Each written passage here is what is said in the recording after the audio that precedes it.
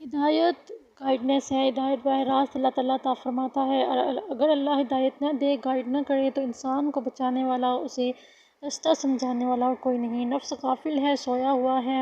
Dreaming state میں ہے، جب تک یہ اللہ کی جانب تمام تر اخلاص اور پوری توجہ کے ساتھ نہ پلٹے کبھی ہدایت نہیں پاتا، کیونکہ اللہ غافل کی ہدایت کو ہدایت نہیں دیتا۔ ہدایت مانگنے سے ملتی ہے، طلب کرنا ہوتی ہے۔ اگر کسی کو ہدایت چاہیے تو اس کے لیے سب سے پہلے اسے اپنے رب کی طرف پلٹنا ہوگا۔ یہ مت سوچتے رہیں کہ اللہ پاک جو ہے وہ جسے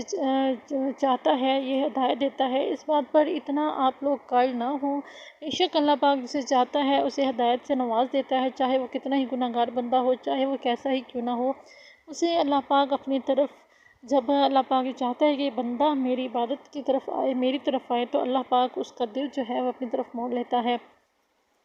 لیکن وہ بہت خوش قسمت لوگ ہوتے ہیں، وہ گنے چنے لوگ ہوتے ہیں۔ اپنے آپ کو ان میں شمار کر کے آپ لوگ یہ غلطی نہ کریں کہ اللہ پاک ہمیں بھی ان لوگوں کی طرح ہی ہدایت دے گا۔ ایسا نہیں ہوتا ہے، اللہ پاک جو ہے وہ اپنی مرضی سے چند گنے چنے لوگوں کو ہی ہدایت جو ہے وہ اپنی مرضی سے ہدایت سے نوازتا ہے۔ ہمیں اگر ہدایت مانگنی ہے تو اس کے لیے اللہ پاک نے ہمیں بتایا ہے طریقہ کار کہ اگر تم لوگ ہدایت چاہتے ہو تو مجھ سے مانگو، میں دوں گا۔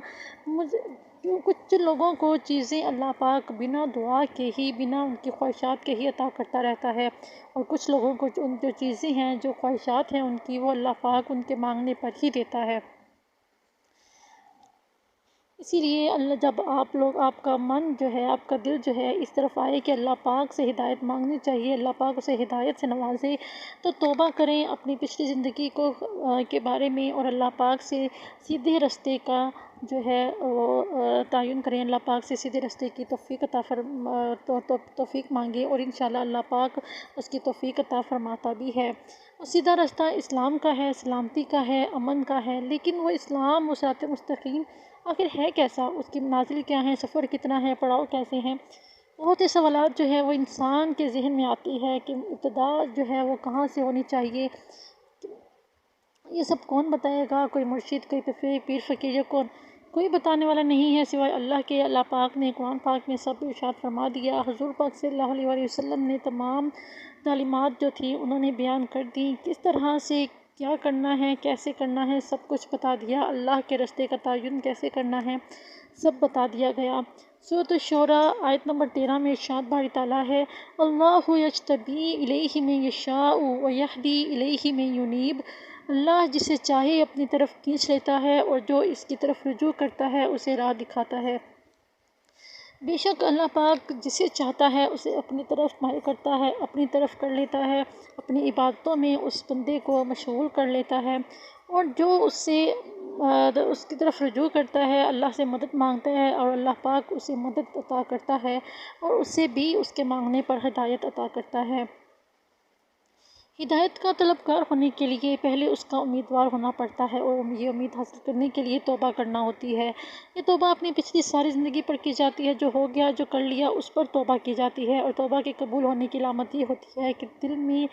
جو خلش ہے ختم ہو جائے، گلٹ جو ہے ہمیں وہ ختم ہو جائے، انسان پچھلی ساری زندگی کو بھول جائے۔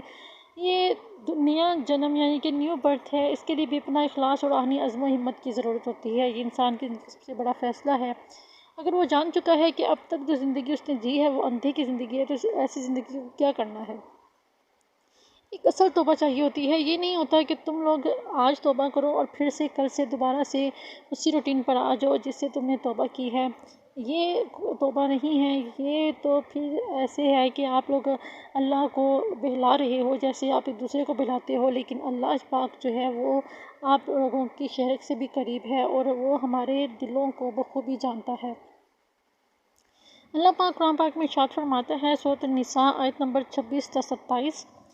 یرید اللہ لیبین لکم ویہدیکم سنن الذین من قبلکم ویتوب علیکم واللہ علیم حکیم، واللہ یرید ان یتوب علیکم ویرید الذین یتبعون الشہوات ان تمیلوا میلا عظیما۔ اللہ چاہتا ہے کہ تمہارے لیے خوب کھول کر بیان کرے، اور تمہیں پہلو کی راہ پر چلائے، اور تمہاری توبہ قبول کرے، اور اللہ جاننے والا، حکمت والا ہے۔ اور اللہ چاہتا ہے کہ تمہاری توبہ قبول کرے، اور جو لوگ اپنے مزوں کے پیچھے لگے ہوئے ہیں وہ چاہتے ہیں کہ تم راہ راست سے بہت دور ہٹ جاؤ۔ پھر سورۃ القصص آیت نمبر 67 میں ارشاد فرمایا فَأَمَّا مَن تَابَ وَآمَنَ وَعَمِلَ صَالِحًا فَعَسَىٰ أَن يَكُونَ مِنَ الْمُفْلِحِينَ، پھر جس نے توبہ کی اور ایمان لایا اور نیک عمل کیے سو امید ہے کہ وہ نجات پانے والوں میں سے ہوگا۔ اب اس توبہ کے لیے انسان کو رسم بندگی ادا کرنی ہے۔ کسی رات میں جب دنیا سو چکی ہو اور اللہ آسمان دنیا پر نزول فرما چکا ہو، ہمیں اس کے آگے جھک جانا ہے، سب کچھ مان لینا ہے، تسلیم کرنا ہے، سچے دل سے، اخلاص کی شدت سے، ہماری چشمی حزین سے وہ آنسو کا مکھی کے سر کے برابر قطرہ نکلنا ہے جس پر ہمیں بخش دیا جائے گا۔ اللہ پاک ارشاد فرماتا ہے کہ میرے سامنے دعا کرتے ہوئے، توبہ کرتے ہوئے، اپنے گناہوں پر ندامت کرتے ہوئے اگر تمہاری آنکھ سے ایک مکھی کے جتنا بھی،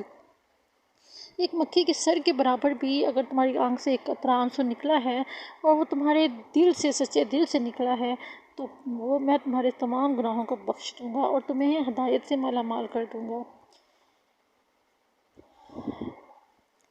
اسی طرح بہت لوگ جو ایسے ہیں وہ اللہ پاک سے توبہ کرتے ہیں، راتوں کو روتے ہیں، لیکن کیا ہوتا ہے کہ وہ لوگ پھر سے دوبارہ سے جب نیا دن شروع ہوتا ہے وہ انہی کاموں میں لگ جاتے ہیں اور پھر کہتے ہیں کہ انہیں ہدایت نہیں مل رہی، انہیں سکون نہیں مل رہا، وہ توبہ کرتے ہیں ان کی توبہ قبول نہیں ہوتی، اللہ ناراض ہے۔ یہی وجوہات ہیں۔ ایسا ہی ہوتا ہے جب آپ لوگ ایک چیز کا معاہدہ کر لو، ایک وعدہ کر لو اور اس کے بعد پھر سے آپ وہی کرنے لگ جاؤ، تو پھر کیسے آپ لوگوں کو وہ سب مل سکتا ہے جس کی آپ توقع رکھتے ہو، امید رکھتے ہو۔ اللہ پاک سے خلوص سے مانگیں، اپنی جو آپ مانگیں گے وہ آپ کو مل جائے گا۔ اللہ پاک سے دعائیں کریں کہ یا اللہ مجھے غفلت سے جو ہے، غفلت ہے اس سے دور کر دے، میں اپنا آپ تیرے حوالے کرتا ہوں یا کرتی ہوں، جدھر تو بہتر سمجھتا ہے اب مجھے لے جائے۔ سورۃ آل عمران آیت نمبر 8 میں ارشاد فرمایا ربنا لا تزغ قلوبنا بعد اذ ہدیتنا وہب لنا من لدنک رحمہ انک انت الوہاب، اے رب ہمارے جب تو ہم کو ہدایت کر چکا تو ہمارے دلوں کو نہ پھیر اور اپنے ہاں سے ہمیں رحمت عطا فرما، بے شک تو بہت زیادہ دینے والا ہے۔ جب اللہ، یہ ایک دعا ہے، بہتر ہے کہ یہ لوگ، آپ لوگ جو ہیں یہ پڑھتے رہیں، ہر نماز کے بعد اس دعا کو پڑھیں تو بہتر ہے۔ اللہ پاک سے دیکھیں اس دعا میں اللہ پاک سے ہدایت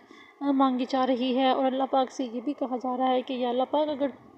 تو ہمیں ہدایت دے چکا ہے، اگر تو نے ہمارے دلوں کو پھیر دیا ہے تو ہمیں دوبارہ گناہوں کی طرف مائل مت کر۔ جب ہم لوگ نئی نئی توبہ کرتے ہیں نا اور گناہوں کو چھوڑنے کی کوشش کرتے ہیں تب شیطان ہم پر حاوی زیادہ ہونے لگتا ہے، وہ ہمیں